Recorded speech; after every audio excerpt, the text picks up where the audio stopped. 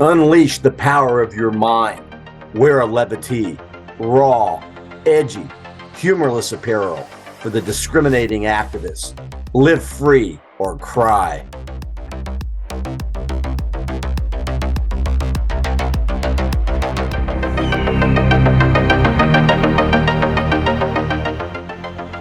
Welcome to another episode of Mind Matters, the talk program that provokes critical thinking, logic, and reason. We encourage all of our listeners to use their common sense in all of their decision making, especially if it involves an issue that you think is important or one that affects your liberties and God-given rights. Hey, Dan, how you doing, buddy? Hey, John. We got a lot going on today. I'd like to, first of all, welcome everybody back to another episode of Mind Matters. The title of this one being The State of the Union, where we are going to dissect justice and politics. But before we do that, I want to give a shout out to our sponsors, levities.co. They're the company that has raw, edgy, and humorless apparel for the provocative activists in you. And we suggest go to their website, levities.co. And wear your mind out, wear levities. And we thank them for that. Anyhow, we're sure that by now, just about everybody in the world has heard about the former president's indictment served by the DA of New York County, Mr. Alvin Bragg, who made a campaign promise that he would get Trump, and he's following through on that. Just want to let and remind listeners that this is the first time in 230 years of American history that such a legal action has taken place.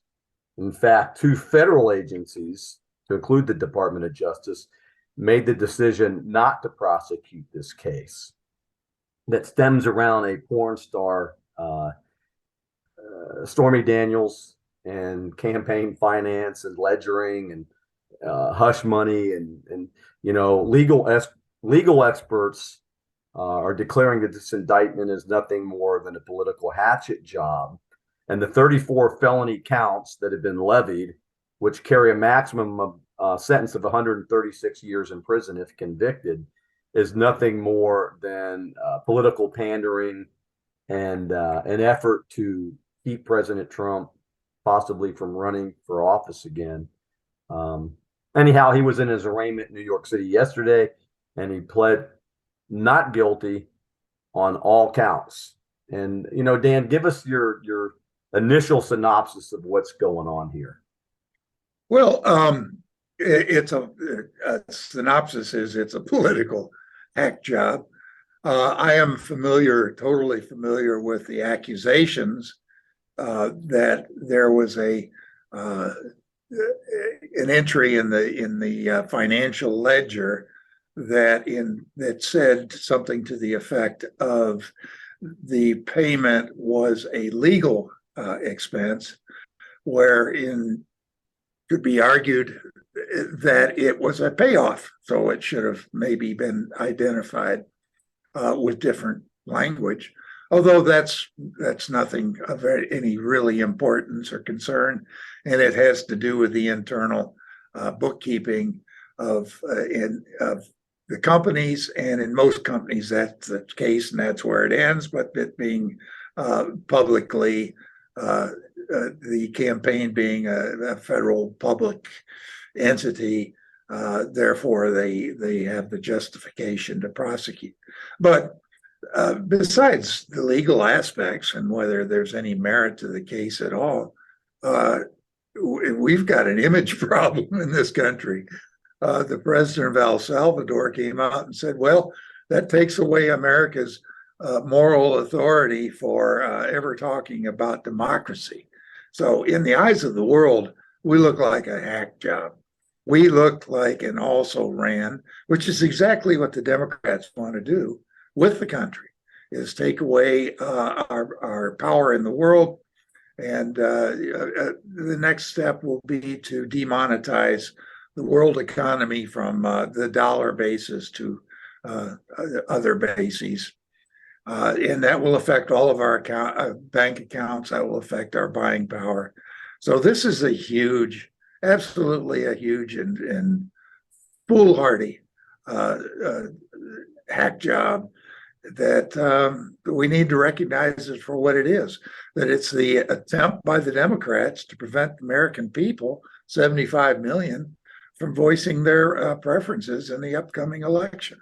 And it's nothing else. It's nothing less than that.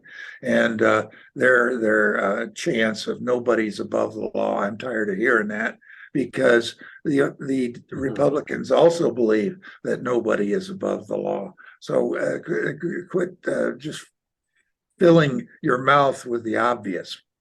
So on we go. We've got backed ourselves, painted ourselves into a corner as a nation. And this pissant, Alvin Bragg, has given himself a name in the world, which is what he was after by coming up with some phony charges against a presidential candidate. They have done absolutely nothing but to ensure that Donald Trump will be the nominee to run against whoever the Democrats put up. So this is what they wanted. This is what they've got. Yeah, that's exactly. You raised some really interesting, some good points, Dan. When I talk to people on an honest one-on-one basis, and the Democrats that we do know, every single one of them has said to me that this is nothing more than politics. And we talk about truth and justice, and some names come to mind. And, Adam Schiff, who lied to the country about a laptop and Russian interference, and, was all debunked. He's still running around, running his mouth. Then you have Nancy Pelosi. We won't even go down that road. You have the Clintons that have a history of interesting things and, in their past, to include the 30,000 plus emails that disappeared and the whole Benghazi debacle.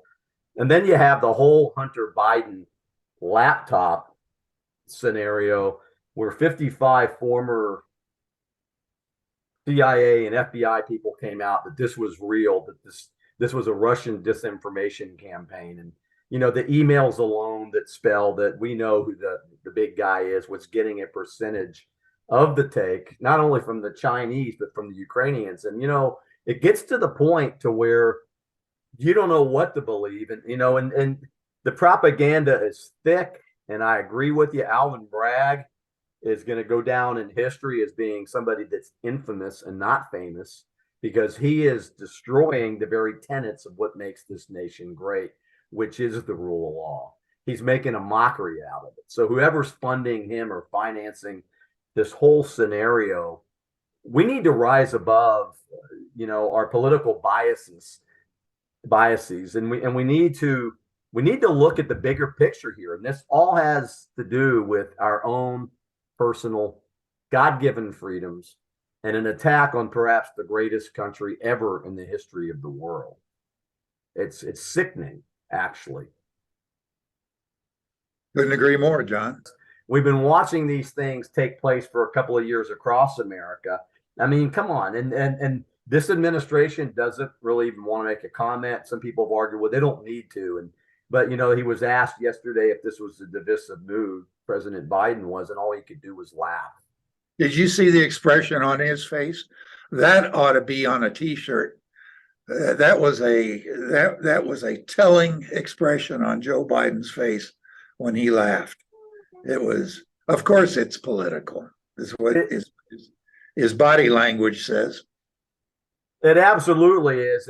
Whether you're a big fan of former President Trump or not, is of no consequence, because what has happened to this particular individual the past few years, several years, the whole time he was in office, where the politicos from the establishment, and I'm not going to just say the Democrat side, but the Republicans as well, have been working to undermine this particular president's meaning in the world, but also his ability to, or the American public's ability to distinguish what's real and what's not real. I mean, it's a propaganda, massive propaganda initiative that's been going on for a while now, and it's horrible. Agree with everything you say, and really haven't got a lot more to say, John, because this is something that just stands on its own and really doesn't require a pedestal or podium Oh, you see this to guy? get the message out that what Number this one country has bullshit guy. become and what this could lead to. Can you imagine?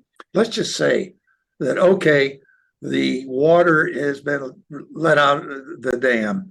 Okay, what criminal types of indictments are we going to expect now? Well, let's start with Hillary Clinton, I guess, with the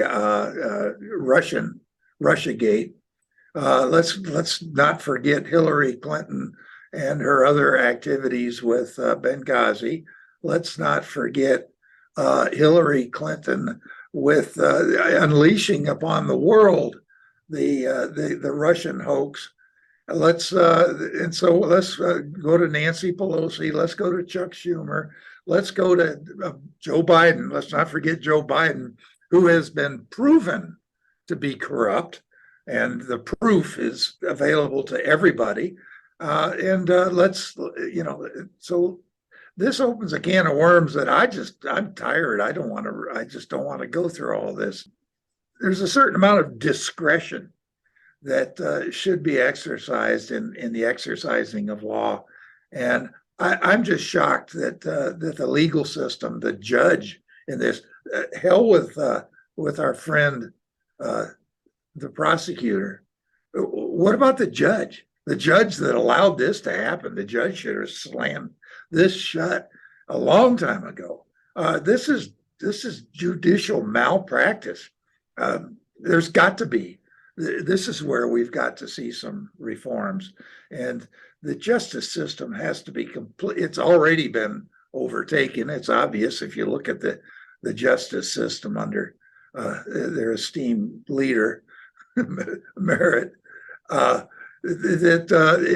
everything is corrupt, and I guess we know it's corrupt, and that's the message that the Democrats have been sending. But I guess I would say that the conservatives' attitude is, yes, it's corrupt and we got to fix it. And the Democrats' attitude seems to be, it's corrupt, let's destroy it. Yeah, it's mind-boggling, but when we take critical thought and we take logic and we take reason and common sense and when we put it all together, and if you have any kind of background knowledge on propaganda or on world history, how governments conduct themselves when it comes to the rule of law. And this is a mirror of what you see in authoritarian regimes, totalitarian, socialist countries, communist countries. And, you can sit there and point the finger and say, we're traitors for saying such things. But the reality is when you do that, it exposes who you really are, and you have no background in anything that's historical or even commonsensical.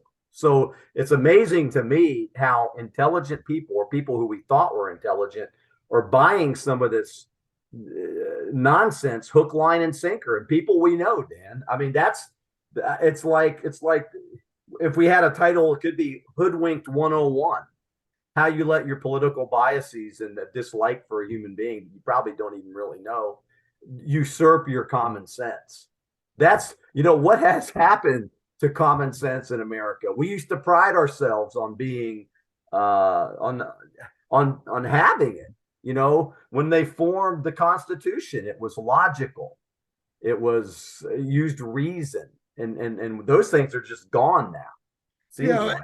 The word pragmatism was used to describe the American culture when I was young, and I think that was a good description.